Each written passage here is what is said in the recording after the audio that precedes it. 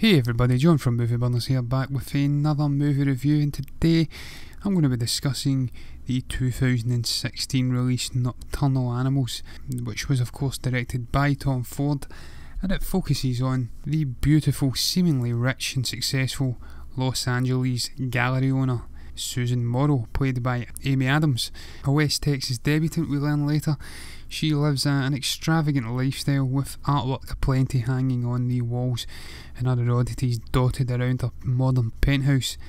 It's quickly apparent, however, that she's deeply unhappy, with trouble brewing below the surface. She despises her job, is crippled with insomnia, and her husband Hutton, played by Armie Hammer, has made some bad business decisions, leaving them teetering on the verge of bankruptcy. A strange package arrives at her residence, and after giving herself a vicious looking paper cut in the process of opening it, we learn that within this is the manuscript of a new novel penned by her ex-husband, dedicated to Susan, and having not spoken to him for the best part of 20 years, curiosity gets the better of her and she begins reading it and quickly becomes engrossed. The focus then flips to the perspective of the novel, becoming a mini-film within the larger main story, following the Texas man Tony Hastings, played by Jake Gyllenhaal, as he sets out on a road trip with his wife and daughter. Driving in the dead of night on an empty, pitch-black highway, they become embroiled in a terrifying cat-and-mouse chase with degenerate rednecks.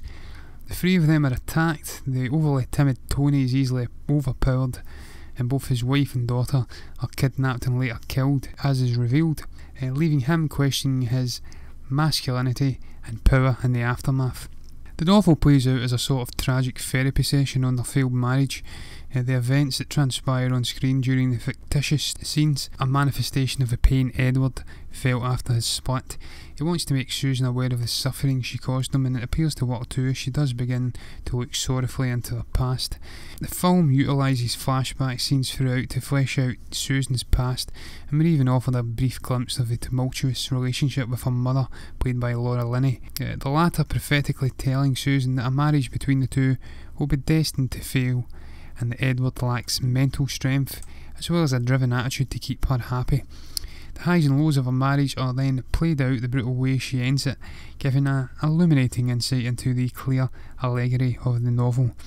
She's seen questioning Edward's artistic ability before their marriage ends prematurely, and even going as far as aborting their baby behind his back at one point. Meanwhile, in the novel, we continue to follow Tony as he enlists the help of gruff detective Bobby Andes, played by Michael Shannon, in an attempt to get justice. They investigate for a year before finally narrowing out on one of the two culprits, Lou and Ray, the latter played by Aaron Taylor Johnson. Quick justice is served shortly thereafter, with Bobby, who we learn is suffering from terminal lung cancer and in no mood for letting the scumbags off lightly, shooting the former dead whilst helping to lure ringleader Ray to his end. Tony corners him, and after a short tense standoff, finally avenges his family's death.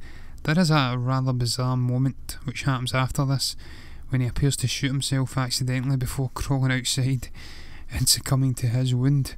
Following these forays into Edward's past, the true allegorical significance behind his literary doppelganger's tragedy and the wider story as a whole is revealed. The devastation felt by Tony from losing his family within the novel, echoing the grief of the author losing his unborn baby and wife in real life, the emotional turmoil, eventual killing of the rednecks, and his own death, I would presume are representative of Edward's grief over the years, the eventual beating of his inner demons, and finally being able to move on with his life.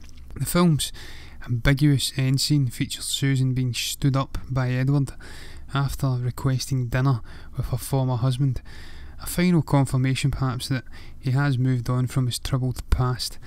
Both Adams and Gyllenhaal do a fine job in this film. Michael Shannon and Aaron Taylor Johnson, though, put in these standout performances for me, the former referring to his character as a grotesque sort of angel, a perfect description for the calm guiding influence his character does provide to Tony. He's also highly likeable. His devil-may-care attitude, thanks in part to the terminal cancer, giving him an almost humorous brutality when dealing with the murderous rednecks, Johnson is almost unrecognisable in this role as the redneck plumber come rapist come killer, sporting an authentic southern drawl and long unkempt hair, not to mention a shaggy beard that's every bit as crazy looking as the maniacal look in his eyes. I couldn't possibly speak about this film without giving mention to the highly memorable scene involving Ray and an outside toilet. If any further insight is needed into the arrogant nature of the character, then look no further.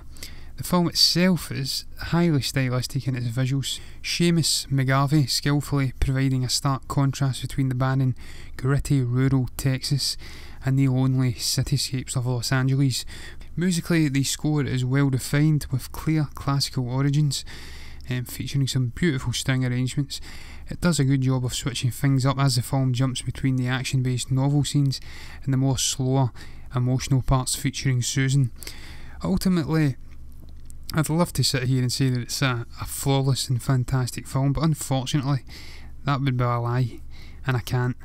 Don't get me wrong, it's not a bad film, just merely above average to good. I highly enjoyed the thrilling trips the film took into Edward's brutal world, and the acting throughout was fantastic in the main. However, it lacked emotional substance of any kind, and whilst I understood the underlying themes at play in the film, I just wasn't invested in the two main protagonists enough to actually care. Overall, I would probably recommend the film just for the novel sections in it, and I'll be giving it a 3.5 out of 5. Remember guys, if you're enjoying the content we're putting out, then be sure to subscribe to us on YouTube and iTunes, and give us a little follow on Facebook at Movie Burner Entertainment and on Twitter at Movie Burners. You can also catch up with all the latest reviews we're putting out at the Movie Burner blog on movieburnerentertainment.org. Until the next time, goodbye.